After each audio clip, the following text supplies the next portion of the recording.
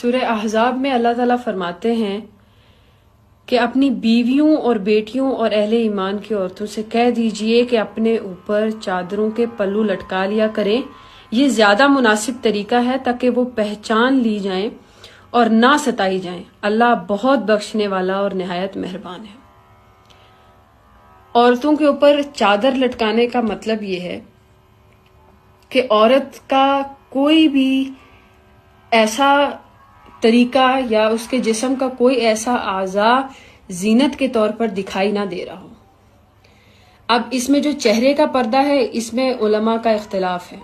اگر عورتیں چہرے کا پردہ نہیں کرتی ہیں اور بغیر میک اپ کے صاف چہرہ اگر آپ رکھتی ہیں اور آپ میک اپ نہیں کرتی ہیں اور اب پھر بھی آپ چہرے کا پردہ نہیں کرتی ہیں